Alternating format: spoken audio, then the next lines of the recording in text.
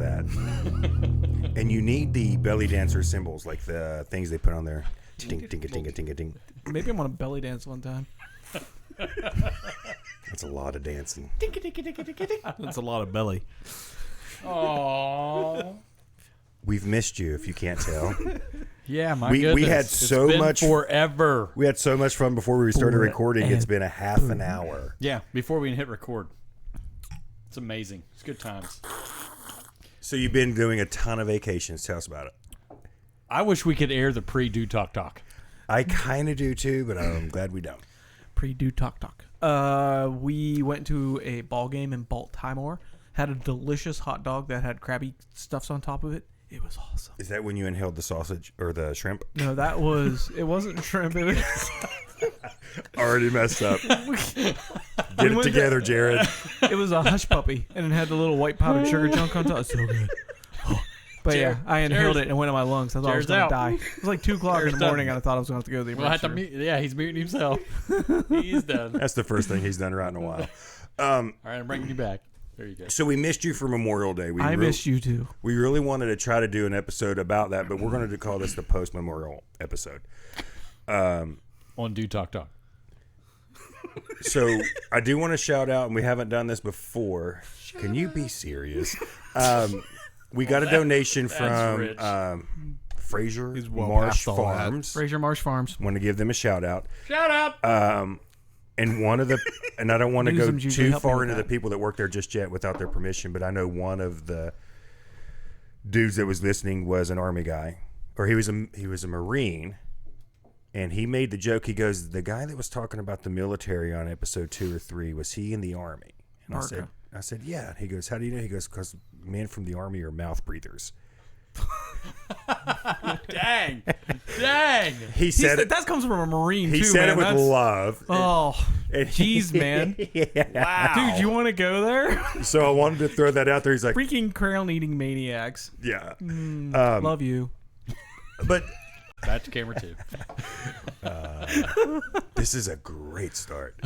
I don't know if I've actually shared this with you guys. I almost joined the Air Force, which is I hear the easiest of all the branches. It's the branch that people who make wise decisions in life do. Easy. They take care of you. This is true. My cousin, who's always kind of been my role model growing up, so we grew up, I've shared enough, in poverty, very poor. He grew up with a single mom and a brother. It's not just about your problems. It's not just about my problems, Andy. I grew up in the same house he grew up. My pawpaw built, and he went into the Air Force and completely changed his life. Yeah. Oh yeah. Has a very great job. He's blessed. He serves the Lord. But what his experience was they took care of him, and he got one of the best educations I've heard of. Air Force, you get paid the same amount, and they take care of you better. I knew I made a mistake. I was in Iraq, 2008 time frame, and we always ate in these chow halls, which was like stuff. Like our entire unit had dysentery because we were eating meat that was left out, like cold cuts left out on a table, and you would just get sick. And then I went to an Air Force DFAC dining facility, and I sat down at the table, and I was a private, so like nothing. I sat down at the table, and not only did I have an actual glass plate, like ceramic plate with real forks and knives, but when I was done eating, somebody came up and said, "Sir, are you done?" I'm like, "Yes, I am." And he said, "Would you like to take my tray?" Yeah, you're going to take my tray for me and turn it in? He's like, "Absolutely." Blown away. Yeah. Air Force took care of their people. I almost joined, and I want to ask you about where you came from and why you joined, but I almost joined. I was on the part of the first robotics competition. Our sponsor was NASA, and our first competition was in Langley, so the Air Force set us up at the Langley Air Force Base in Virginia.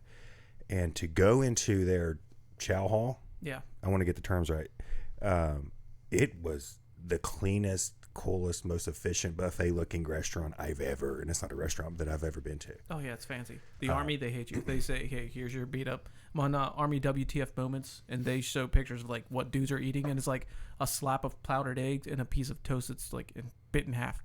I'll never and that's forget. no joke. There were these cheeseburgers, and it was just, like, everything you could think to put on a cheeseburger you could put on your plate, and then they'd have different entrees, and it's like everything you would want to go with that entree was there. And I'm like, I could do this. Yeah, the Air Force is awesome. But then I got the advice from the same guy who went to the Air Force was,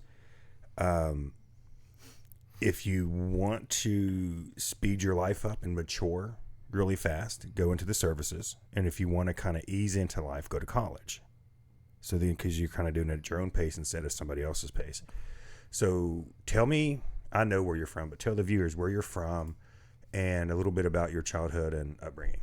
Hi, my name's Andy. I'm born and bred in Western Virginia.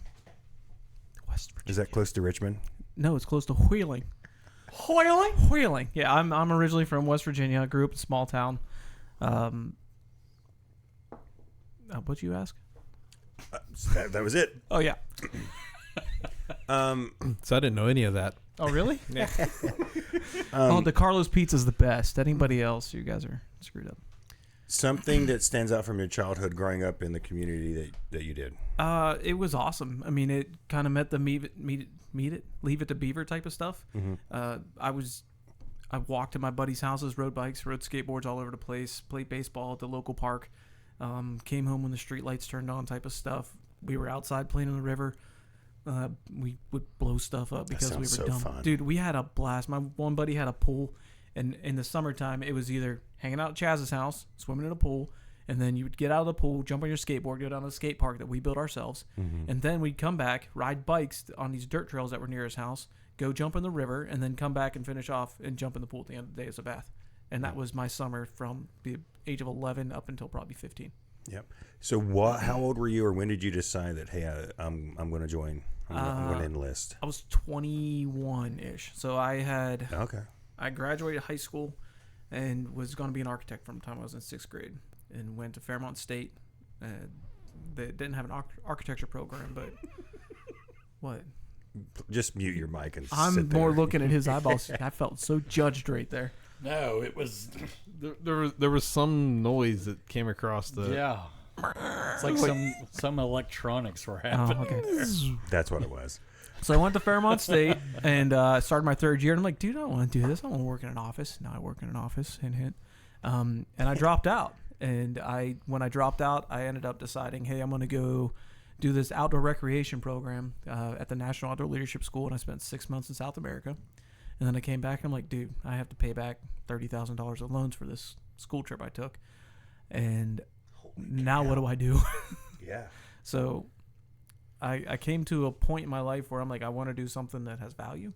And I went for a job interview where I was going to be a counselor for at-risk youths.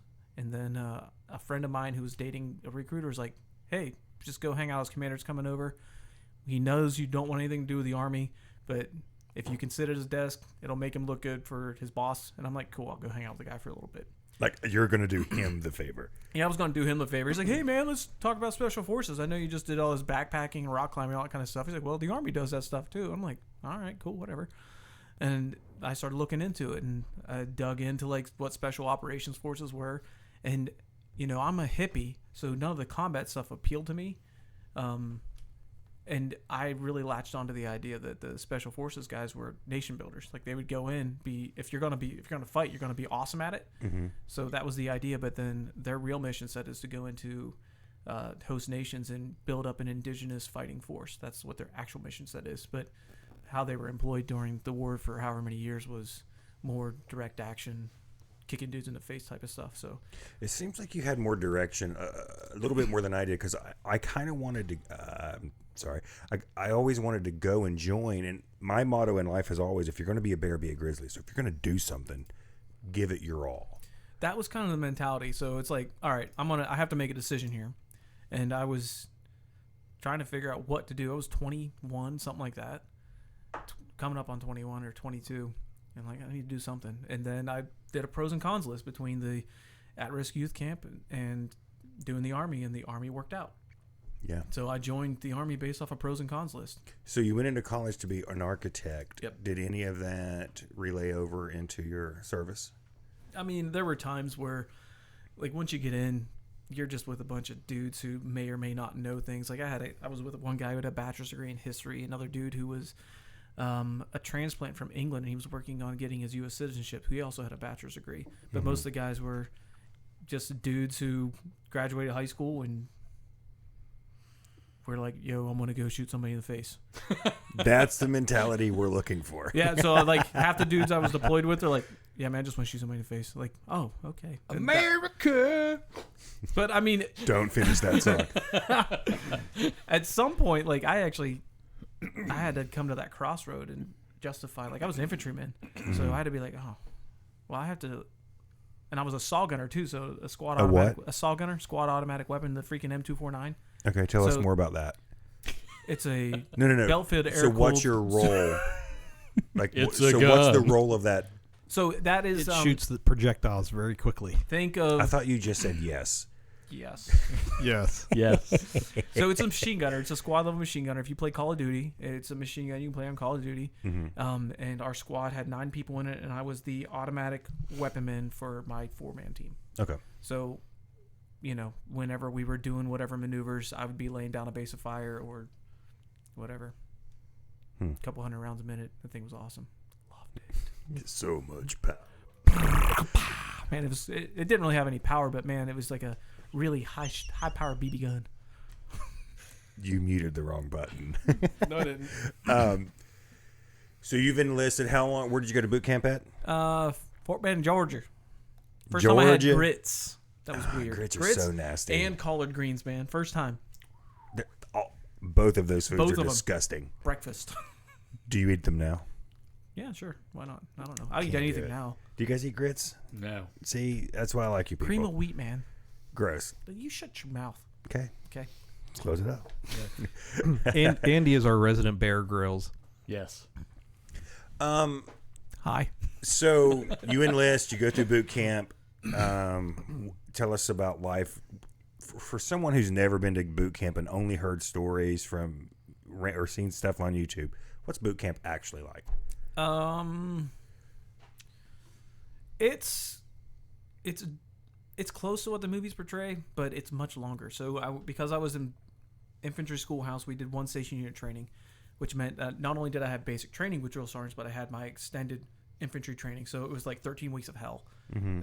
13 weeks of them treating you like you're an idiot because they basically you've seen the movies where they shave everybody's head and all that kind of junk. Well, what they don't tell you is when you get on the bus at the airport, or however you get there, they drop you off at this reception facility. And people start yelling at you and screaming and making you stand up and stuff.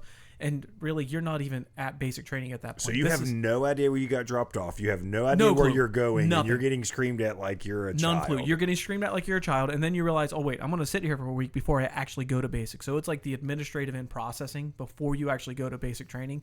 And like you're getting medical work done, you're sitting around and you're learning how to stand at parade rest. So like it's like pre-basic training. So they put you in this room and like every time you go stay somewhere, there's bunk beds everywhere, and you've got rooms full of nothing but bunk beds. At one point, I think I was staying in a room in Iraq that probably had like 500 bunk beds in it, just massive Wow. area with dudes sleeping and coming and going all hours a day. So like the first night you're laying in this bed and all of a sudden there's guys 3 o'clock in the morning screaming like 1, 2, 3, 1, like stupid army working out stuff because somebody didn't do something the right way. So they pulled everybody out in the middle of the night. So they start breaking you down to rebuild you from the get-go. Yeah, that's a really nice way of putting it, but yeah. And that's what the doctrinal term is, that we're going to break them down to build them up. In reality, when you go to basic, like they're going to completely decimate you in terms of your idea of depending on yourself. So we're all selfish people. Right. And when you end up joining the military in any capacity, you learn that it's not about me. And I think that's probably the biggest thing that you learn is that It's about the whole. Seems like our country could use a little bit of that retraining. oh, dude, absolutely. But you learn very quickly that if one person screws up, it's your responsibility. But what and about your my truth? responsibility. Dude, don't even get me started. In the services. But I have my truth. Yeah, well, you want to know how to break people from being He would- choice word. To be a mouth breather, you send them. Honestly, dude, I will hands down put any veteran that has served 100% respect, because at some point they raised their hand and said, I'm willing to freaking do something that is bigger than me, and I'm willing to put my life on the line. So what about the ones, to be devil's advocate, what about the ones that just do it for the college tuition or the housing? You still have to go through the process, and it's Right. not worth the juice isn't worth the squeeze, man.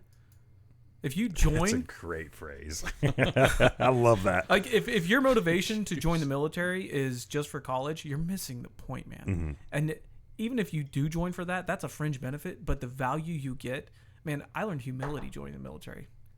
Like my freaking ego was so inflated when I went in there. I had to get put in check. And I within couldn't the first couple of years, imagine what you were like. oh, it was worse pre-military. than I am now. Holy cow! It was terrible. But you, Did you like that? You're on it tonight. Yes.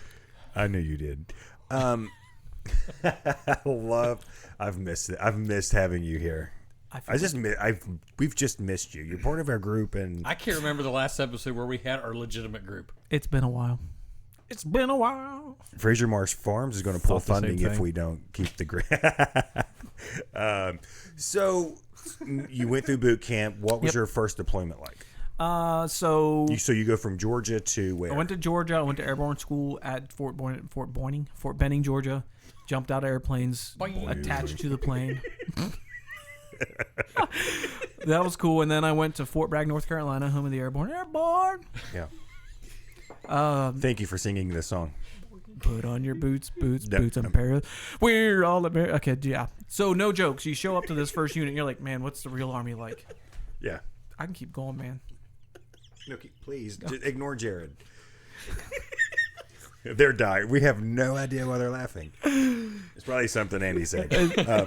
So I show up to Fort Bragg, North Carolina, and I all of found out that that's where all the knuckle dragging maniacs go. So like, there's the army, and then there's Fort Bragg Army. So it's you make the army dumb even dumber. Okay. Like wait a it's minute. just it's so much more intense. So that's where like Forrest Gump would have went. No, not when I say dumb, I mean not dumb in the dumb sense, but like the high speed. We're going to make this as painful as we possibly can. So everything was But was there a purpose behind it? absolutely, man. Okay.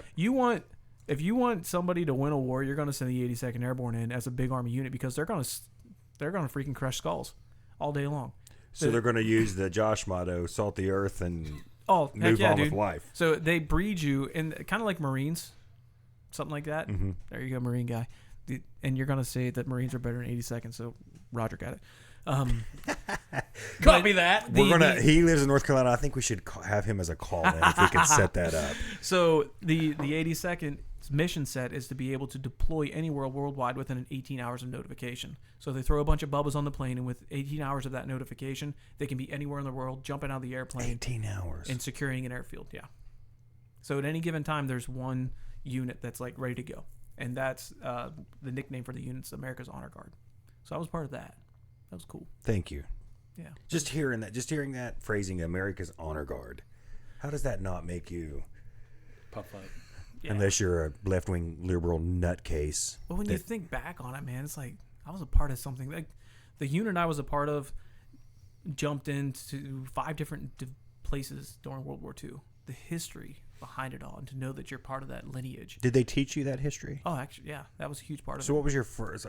I'm derailing because that's so fascinating. No, it's what was awesome. your first little history lesson about the 82nd? So walked in, and they talk about when you walk on a military post, the names of the buildings and the streets and the roads are just all about all the people that served and were awesome. Audie Murphy. Audie Murphy was The actor. no, well, the actor that was the soldier that became the actor, who's the most decorated dude Yeah. ever, was from the 82nd Airborne. So, like we learn about dudes like him and the things that he did. And then there's a story of this guy from World War II. I think it was the Battle of the Bulge. And Hitler was pushing back, and there was a tank that came into contact with this paratrooper, and the tanks are going this way away from the bad guys, and there's this like gnarly looking 82nd Airborne dude, and the tanker's like, "Hey man, enemy's coming this way." And he looked at the tank guys and like, "I'm the 82nd Airborne, stopped right here." And they freaking set up a defensive position from that line. I feel like that guy Stone Cold Steve Austin. Dude, like, I'll send the picture to let's put, go. because it's like the picture of that guy. He's got like 2 or 3 knives hanging on his legs, and he just has this gnarly look of "I'm gonna shoot you in the face" type of thing. It's awesome. But at that time, though, and I think that's one of the things. Man, this is really going in a direction I didn't think it was going to go to. That was It never It goes never in the does. direction. That's why I love it. That was one of those moments and periods of time to where he loved his country, and everything that it stood for. Has our country had faults, and has it had sins of the past, and has it had a dark side? Absolutely. What country hasn't? What people hasn't had something that they maybe wish they would have had a do-over, or if given enough time and experience, they would critique a little bit and change. But that was a time that almost every person in this nation loved America because of the freedoms and the blessings from the Lord, and there's such a sense of community that we had. And I was listening on YouTube, and sometimes I feel like I watch too much negative stuff, but I feel like I need to be informed so I can combat it.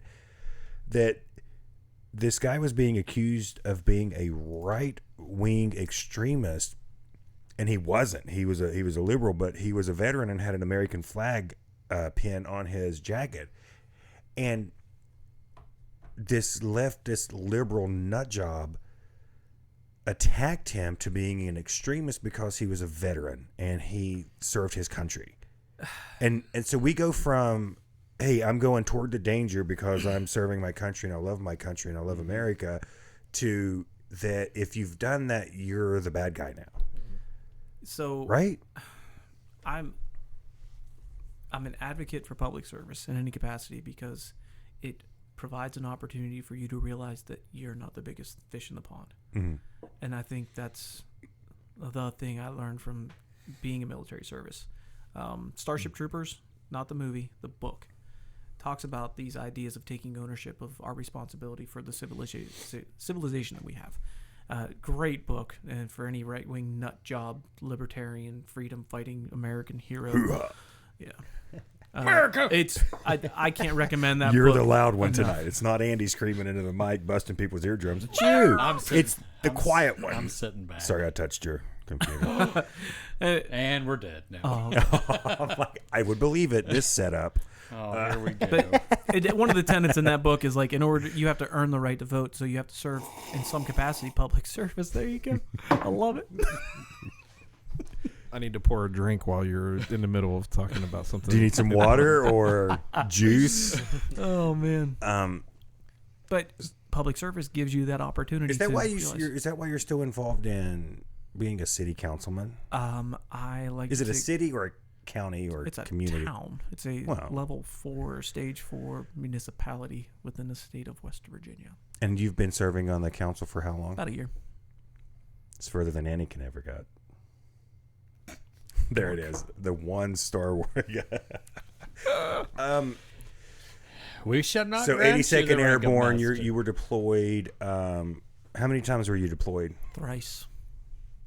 Good word usage. Thank you. So genius. Where was the second place you went? Afghanistan mission. That had to be fun.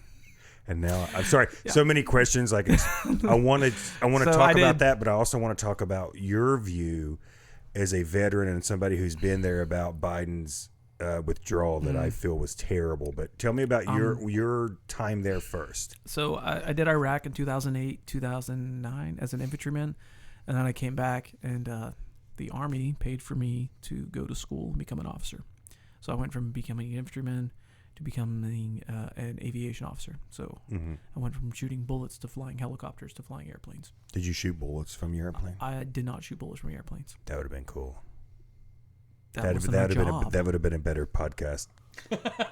I'm kidding. I mean, we talked about strapping some dudes on the nose of it and being like, "Hey man, here's your gun. Go to town." So you go from Iraq in 2008, 2009 to Afghanistan? Yep. No, I had a break. Okay. I went to Afghanistan in 2014. So I went to flight school and did all that jazz. That long? Flight school was 2 years. I got broke too, so my back got jacked up. I was down for about 6 months before I could start flight training, and then right as I was finishing, so I flew like the TH-67 Creek, the Bell 206, cute little guy, awesome helicopter. Sorry, geeked out there. No. And then I went to flying Blackhawks. Making noises with his. I'm sorry. I'm getting comfortable. He was settling in. So I flew Blackhawks in flight school, and when I was in the Blackhawks schoolhouse, they were like, "Hey man, we need a fixed wing guy." Fixed wing, that means an airplane with wings that are fixed. Rotary wing is a wing that spins around. Helicopter, rotary wing. So my time there got extended because I finished the Blackhawk course and then I went to the fixed wing course. So I'm qualified in Blackhawks and fixed wing. When's the last time you flew? It was probably 2021. Was that was right after or right at our trip?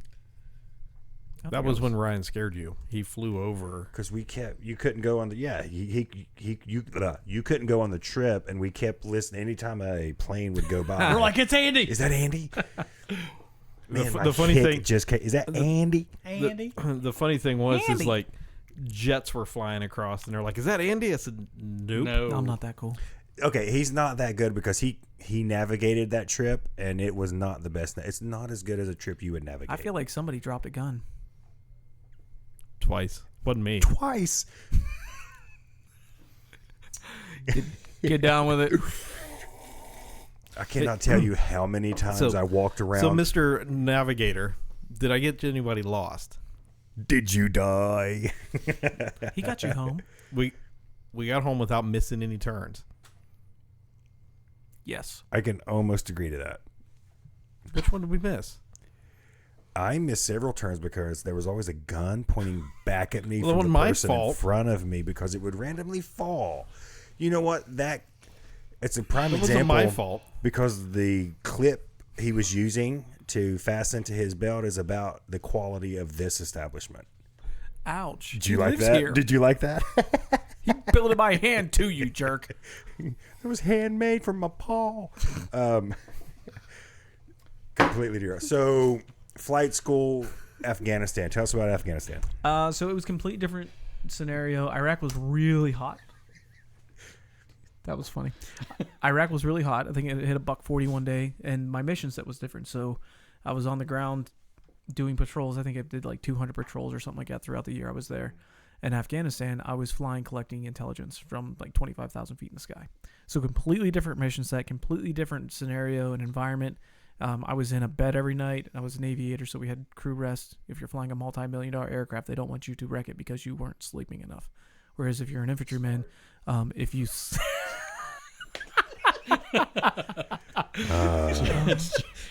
That was a very proper mutage there, Mr. That was Richard. awesome.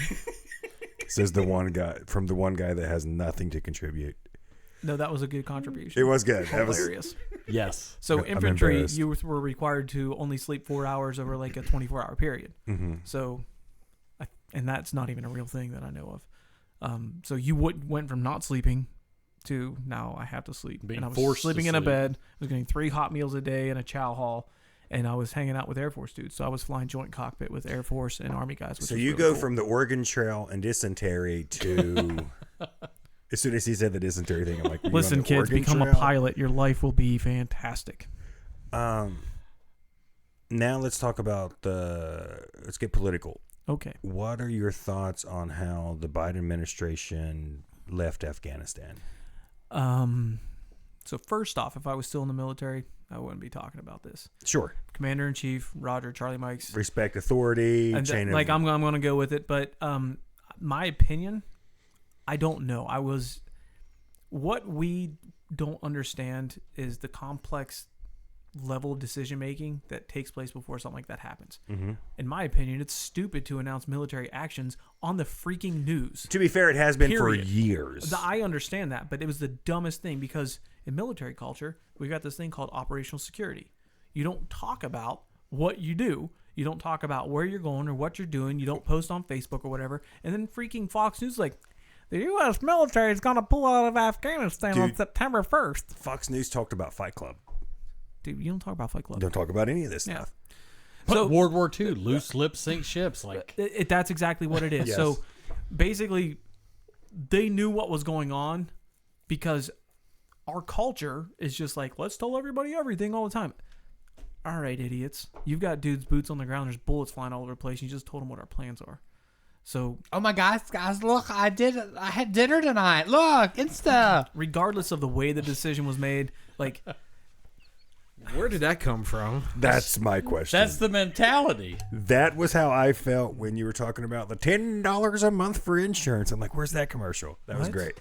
He never. What? So we, what? You went from yes to what? We have a new shirt coming out. Jared going, This was. What? We'll skip that moment. what? We're like all over the map today. All over. That's all right. So, but you're not going to question it. You don't know the Squirrels. So the- here's what I do know is that let's look America. back. I'll think of a good tangible example. Whenever the border situation took place, however many years ago, it's been going on for years. You've got a dude who's dedicated 30 years of his life to protecting the borders of the United States, working for Homeland Security. And then you've got every news agency in the country calling into question the decisions that he's making on a day-to-day basis, like criticizing every single decision he makes. And that's the narrative. The narrative isn't actually what the story is, boots on the ground. The narrative is the interpretation by media so that they can sell whatever it is. Yeah. So I'm using that as an example with Sure. the Afghanistan thing because, shoot, we're going to pull out Afghanistan. We're gonna pull. It was chaos the way it went down. I don't know anything about it, though. I wasn't boots on the ground. I had buddies who were there. They were flying dudes in and out, and they're like, hey, man, we're pulling out. And it was a last-minute thing, and they freaking picked dudes up. And I can't imagine what it was like. When I was looking at videos, it looks like Vietnam type. So how recovery is it? stuff over How is it again? a last minute thing for them? But did we know about it before they did? How the crap am I supposed to know? I don't know. I'm involved. just So, Right, so my, but- my head instantly went to when you're talking about just that quick pulling out is did we no edits. We'll do it live. All right. So was there any Somebody like, save this. was there any like technology or weaponry or anything like that was left? Like how can we well, there were billions. how can we understand like They had to lease that. I don't know the logistics. Here's what you got to understand too. When you move into a house and you live there for 20 years, how much crap do you bring in and out on a daily basis? Oh, yeah. All right, now imagine doing that on a country-size scale with, we talked about how many troops were boots on the ground, and that was only like 10% of the total U.S. population on the ground in Afghanistan. Most of the people on the ground in Afghanistan were contractors. The contract machine is an incredible thing. So, like, you would go to these places, Bagram was like a freaking city. They had concrete roads. They'd shut it down for PT in the morning. People were running around. You were getting yelled at because you didn't have iPro on. Like, stupid stuff. And then there'd be rockets flying in and be like, oh, man, you got to take cover. Wow. Yeah. It was just, it's crazy. It's surreal. You do. No, I'll come back to that. I don't want to derail too far. So from Afghanistan. now 32 minutes in? Hey, with you guys over there doing God knows what, I think I've kept this pretty straight and narrow. Us? We're not doing anything. You're talking about $10 insurance. Go ahead. You break me into this. You've crossed me. Remember the card game? Oh, I remember the card game. All right. Hey, I wore oxygen all day today. I'm ready to go. Do we need to get your machine? I put it over there because I didn't want the viewers to see it. We need your Way to give it prayers. away. So you don't talk about it when we're recording. Yeah. So kind of like Fight Club. Kind of like Fight Club. So you go from Yes. Afghanistan to What? To where? Okay. So that was your second or third That deployment, was my second deployment. and you were deployed 3 times. Thrice. Thrice. What was the final deployment? Afghanistan. So you went back. I went back. Okay. That's what dudes do. Like, the units are on a rotational basis. So you go, there's this, we're going to train, build you up for a year or so, and then we're going to deploy you for a year, and then you're going to come back, reset, train, and do it again. And people will move from unit to unit throughout that time period. So usually you get a little bit of time off, but I think I deployed in 2015 for 6 months, and then I was back over there 2017. So 2 years later, I was back over there for a year. This may be a stupid question, but what you just said kind of made me think of it. You get retrained and redeployed. Do you ever get redeployed with the same people, or do you have to learn different personalities and meet new people every time? Yes and yes. And that's one of the cool things about the military. The Army can pick up thousands of people, dump them in the middle of nowhere, and they can effectively conduct operations within 72 hours. It's absolutely incredible. Everything. From That's beams to insanely bullets. incredible. You can pick dudes up, drop them in the middle of nowhere, and they can conduct operations just like that. Army of one. No, Army of all the dudes. Right. Well, but one mindset. Oh, yeah. Like, the way that And the way that's accomplished is standardized communication. So you talk leadership sometimes, and I'm starting the civilian jobs, and I'm like, dude, you guys don't even like communicate the same way. Emails aren't written in a certain way. There aren't standardized memorandum formats. The Army gets things done because no matter where you go, it communicates the same exact way, and the expectations are there, and everything's tied to some type of doctrine, some type of something in writing that will say, this is how you do business, and that's the default. I know that process would benefit me, but I've always thrived and been more comfortable not preparing for anything. So, And I'm not saying that I've always made the best decisions or things have turned out correctly. Excuse me. You don't prepare for much. Can we mute? No, honestly, I don't. Even like growing up, I never did. I feel more comfortable under pressure. So the difference is that when you get put under pressure and you have a plan to fall back to, when all crap hits a fan, you have something to come back to. So you don't break. You have a baseline. Yeah. It's not even so much that you don't break. It's that, hey, we talked about this, and this is what we're doing. And even anybody will tell you as soon as the bullets start flying, every plan goes out the window. Yeah. But because of the way that you train, you come back to those fundamental principles that you worked on, and that's how you react to it. We call them battle drills. And in aviation, we would have emergency procedures. So we would train, and we would do the same emergency procedures over and again so that they would be rote. You'd be able to crack them out like that. And, ground guys would call them battle drills. So there's 10 different things. Like if somebody starts shooting at you, here's how you react to it. And we would train to, you set up a base of fire, you assault from this direction. So you can apply that as a template over any situation. It's so incredibly simple that it works. It's nuts. But at the same time, all of our adversaries will tell us that the Americans don't stick to their own doctrine, which is what gives us our strength in battle, because we have the freedom to disobey orders when it makes sense. You just have to justify it. Yeah. If you're the commander, boots on the ground, you get to make the decision. And That's interesting. it's incredible. We empower our ground, our commanders on the ground more so than any other force on the planet. That was going to be my question. Can you think of any other country, China, for example, who I feel is probably our biggest threat outside of us imploding from within in our own country and these woke Do a little numbskulls? bit of research on hybrid warfare. Hybrid warfare. It's the act of conducting warfare without conducting warfare, or the act of conducting warfare without shooting bullets. But you don't know that I know that you know that you know that I know. You got it. That I know that you know, but And I'm then looking we at know. it while you're looking at it. It was something I studied when I was in my career course. Yeah. But it was just it's a really cool concept to look I at. don't know why we invite him. Because he's just so cute. Maybe it's because if we took away a chair, we wouldn't feel obligated to have somebody sit there. That was rude. I'm kidding. We are all really friends, I promise. I'll go home. He's really tired. I'm so tired. That might have been racist, and I apologize.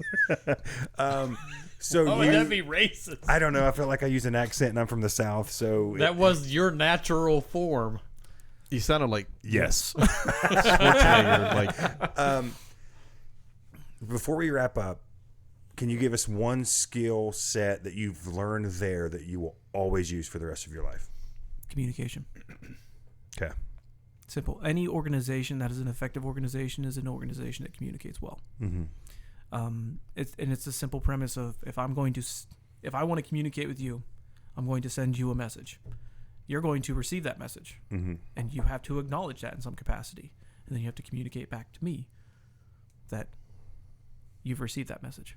Can you repeat that again and look at No. the camera real good? Oh, let me get to that camera. All right. No. There you I go. don't know if I don't remember what I said. Nah, it was so good the first take. Yeah. Yeah, because like that's something that every organization needs to know and hear. And they So, don't Here's the simplest way of doing it. When Exactly, right? Why are you Yeah. yelling? because it's angry. we assume He forgot to turn himself up. we make so one of the things I love saying is should.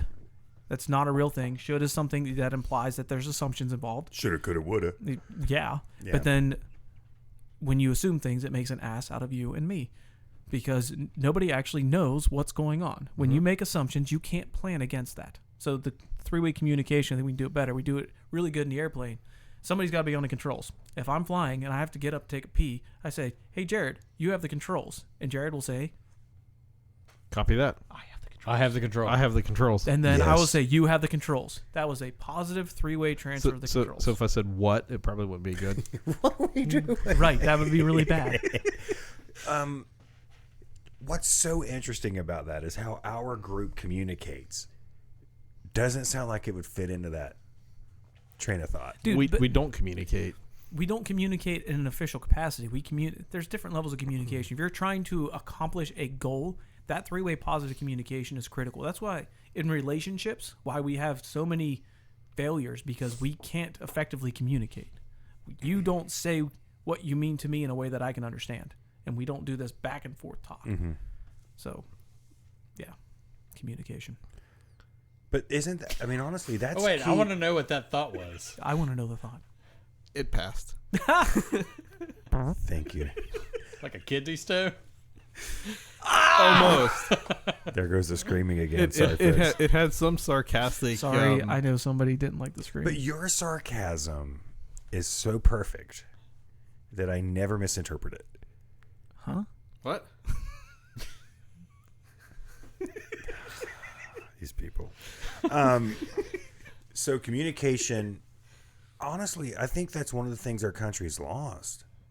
Is one, we don't communicate because we're so wrapped up in our own feelings, and It's not allowed to be a two-way communication It's anymore. not.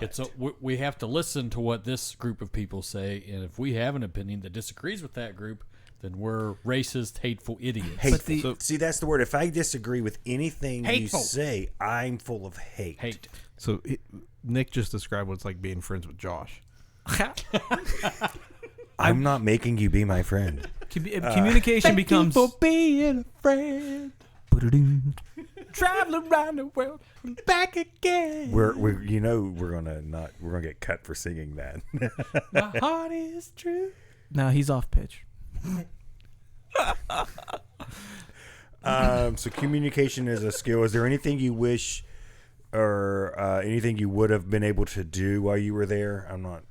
What do you mean? Not so. When you were overseas and you were deployed, is there any experience that you've always kind of heard about or read about that you're like, man, that would have been cool to kind of be involved in that you didn't get to do, or did you get to live your I mean, dream?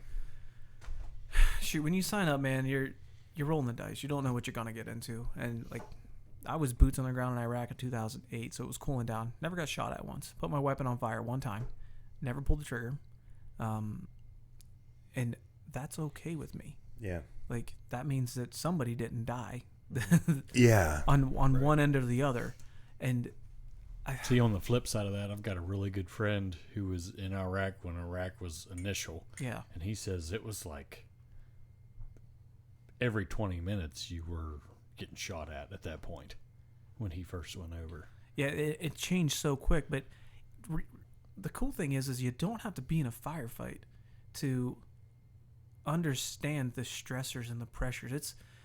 There's just so much going on, and you know that you're out there doing a job for one reason or another. Some of the most fulfilling stuff I did was when I was flying, because we were collecting intelligence. We were flying up in the sky, collecting information on the bad guys. What? Nick Made a noise? needs his Okay. oxygen. Okay. So Nick forgot to back away from the microphone before burping. I didn't burp. I don't know what that noise was, but it came from He inside. needs his oxygen tube so he doesn't make that. I don't know what that was. Did you hear that? We don't, but you want to keep talking about it, or? I'm kidding. No, I'm kidding. me and Jared both instantly was like, You and Jared have been that way the whole night. you guys have all been that way, man. Me? Yeah, you.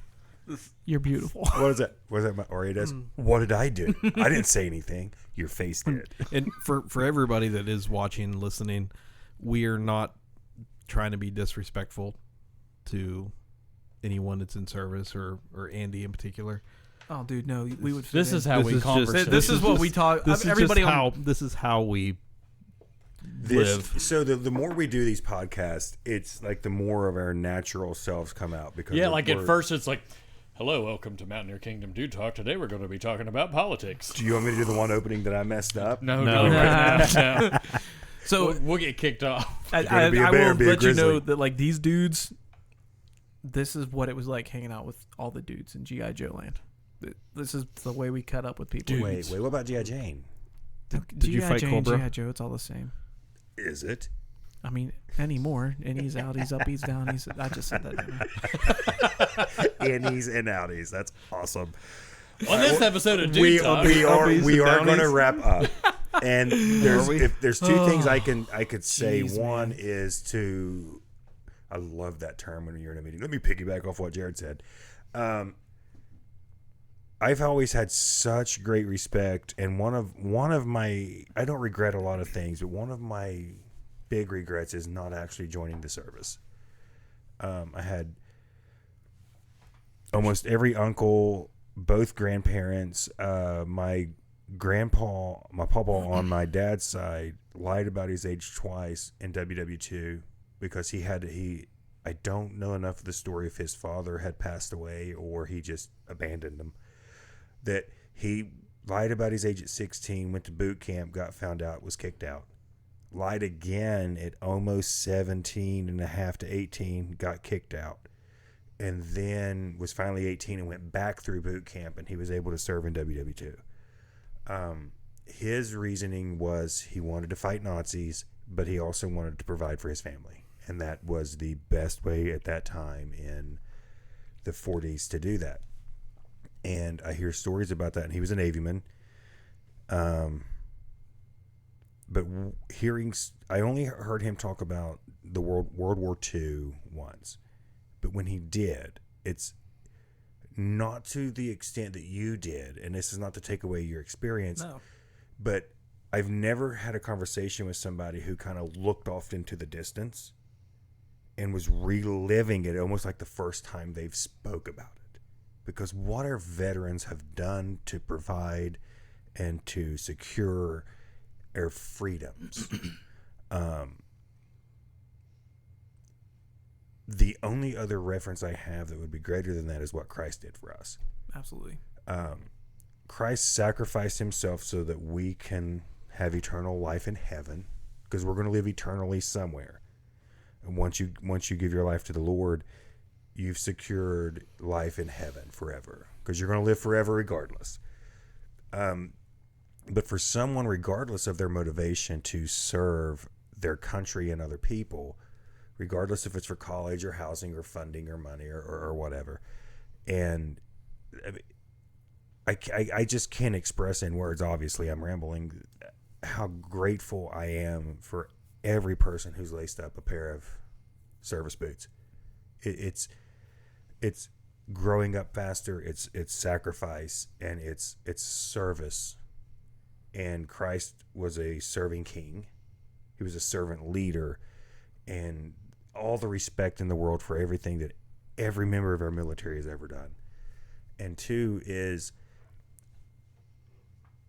there's such, I feel when we talk about this, I feel such a loss of community and country that it almost makes me homesick for what we had. I've had uncles that served in Vietnam that got spit on when they came home. We have the stories from WW2 where guys sit on the side of tanks and they can still remember the sound of bullets whizzing by because their job was to defend the tanks so their brothers in arms didn't die. But I can't express and thank every member of the military and service for what you have done for us. So from the bottom of Mountaineer Kingdom, thank you. And your family that served with you, because it's not just you, it's everybody. It's mom, dads, aunts, uncles, it's the entire family. Thanks. I mean, it's an honor. You're welcome. Yeah. See how I You're turned? welcome. No, I mean it is. Yeah. No, Yeah. it's awesome. It's honestly, man, I never thought I would join. When I was in high school, I would be the last person that would have ever joined the military. And then I joined, and man, it gives you a sense of purpose. I've been out for 2 years, and I'm struggling. Like, what do I do that makes a difference? Here we go. I say we're wrapping up, but that's almost like people that get released from prison after serving for so long. It's like they're so used to that environment. the structure. Yeah. Well, I mean, you have the structure, but even more so, like, my purpose in the business world is to make money. You don't think about money playing G.I. Joe. Like, I had to balance a budget to make sure I had enough money for gas for the aircraft, but my primary focus was mission, people, equipment. How many men served? Like you were in leadership. Yeah. How many men overall of all the deployments and all of your time there? How many men would you say, men and women, served under you? Collectively? Oh, geez, man. So the one, I was over about 100 people at one time. The one deployment, I just had a small team of 12 that I was responsible for directly. The second one was about 100 or so that came and went. And then I was a commander at one point, so there were 150 soldiers that I signed for. Like, you literally sign for them, like their property. It's weird how it works. But 50 of those dudes were overseas, and the other, or maybe it was like 125, but that's just a lot. And then I had a small team of like 10. We just had, and we're going to prepare for another podcast. We just had Memorial Day, but when Veterans Day's here, I'd love to have us and several veterans here that we could talk about that, because you've had several hundred people under your authority, and I bet, knowing you and your personality, that you did everything you could to serve your brothers and sisters in arms. Yeah, that was, so I tried all that I could. I'm a Christian before I'm anything else.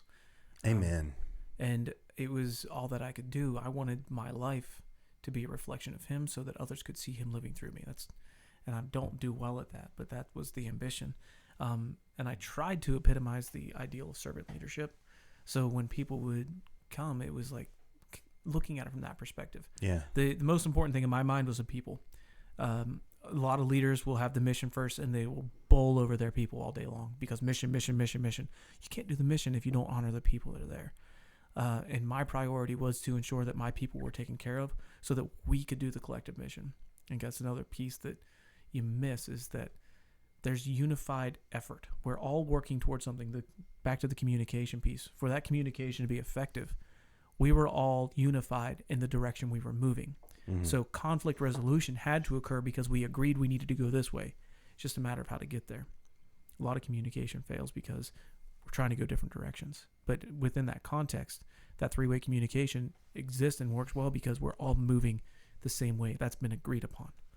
So now you don't have biblical. that. Man. That's so biblical. It's one mind, one accord. And when we're all under one mind, one accord with the Holy Spirit leading us.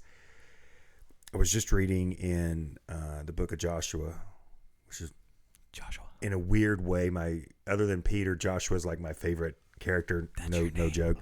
That before they crossed the Jordan River, Joshua lined all of the military men up in battle formation. So in order for them to receive their blessing, they had to get in battle formation, because what they had to go do, they had to take it, because the enemy had it and they were going into enemy land. And seeing you step up like that, it's like, we've been goofy and we've been jokey, but as soon as it gets into something real, it's like, no, that's good, because what the Bible teaches us is if there's going to be a blessing, it's not always handed to us. Freedom is not given.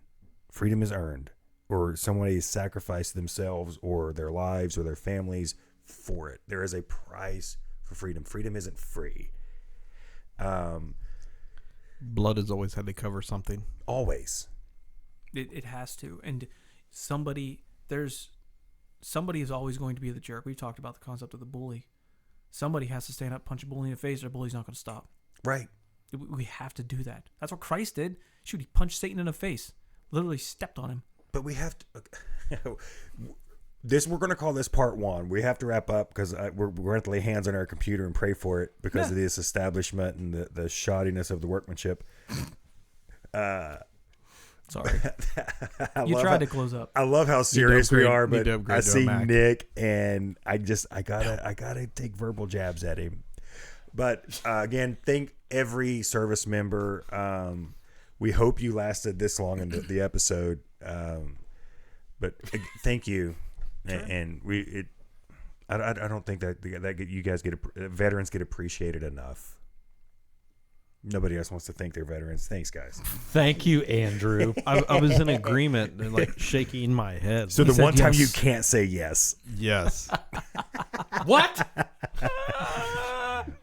All right, we're closing up. Okay. Again, thank you, Fraser Marsh Farms. Yeah, thank you guys. That's for awesome. for your Yep. donation. Yes, thank you. Amazing. Fraser Marsh Farms. One, we tithe every donation we will ever get. We will always do it the biblical way. We will invest in the kingdom, which is the purpose of this podcast. If you have a prayer request, I'm taking your part. But if you have a prayer request, please let us know. Nick, tell the viewers how we can do that. Like that. We've actually got some new ways that we've been working on here recently. We are now on Facebook, Twitter, Rumble. What else did you start? Like, How do we do Rumble? Are we on Have you MySpace? done that yet? we're getting there. So we MySpace. What's MySpace. Rumble? We have Facebook, Twitter, Instagram, Ooh, Insta. Rumble, Yeah, YouTube, and what we're going to do is we're going to open up all the avenues and that are already there, and we're going to let the Lord provide, because He is He gives us all the provisions that we need, and we put 100% trust and faith in our Lord. Are we on Wolf? So my thought was like, what's the That's for Mikey Porter. what's the profile song you have on MySpace No, for No, I can for tell you what. Mountaineer Kingdom Dude Talk's MySpace page? Oh, dude, it's those Japanese guys that wear diapers and are whacking the crap out of the drum. Boom, boom, boom, boom, boom. That goes back to episode one. Love your use of words there. We'll talk about MySpace on another episode. But what's the website again? Come on, Try. you're on the air. Okay. No edits. Inner peace. We'll do it live. Woosah. Okay. Ooh-sa. Yes. If you would like to catch up, learn more about us, learn more about this podcast, you like how I go right to professional? You can visit us at mkdudtalk.com.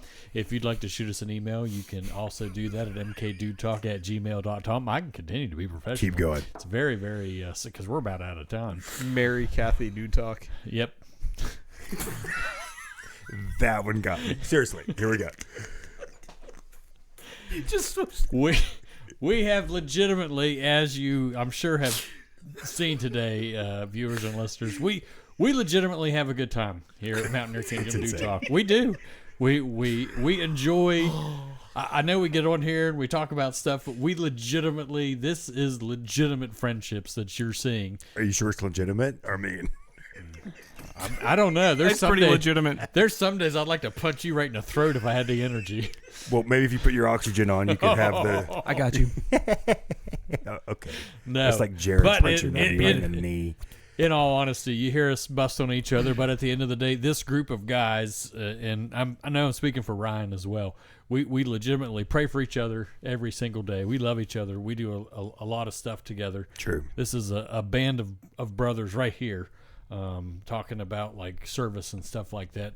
In the army of God, we are a small little army here at Mountaineer Kingdom Dude Talk. And I say that to say this: if you legitimately need prayer, if you legitimately need something, reach out to us. We are here for the dudes out there. We have a heart. That's why we're doing this for men's ministry, because you think about it, the month of June I seen the other day was Men's Mental Health Awareness Month. I thought it was Pride Month. That's all that you hear that it is, but you I'm never hear telling that you. because men are supposed to swallow it. It's and- mental health month period. Here we go again down that rabbit hole. Anyways, Thought we were closing. I know. I'm sorry. It's all right. I don't ever talk, but You never talk.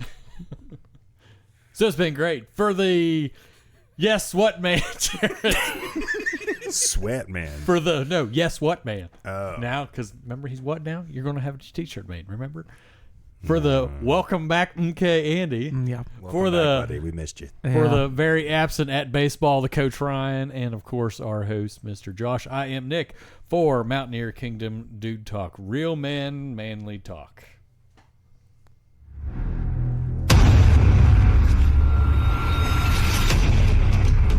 That has to.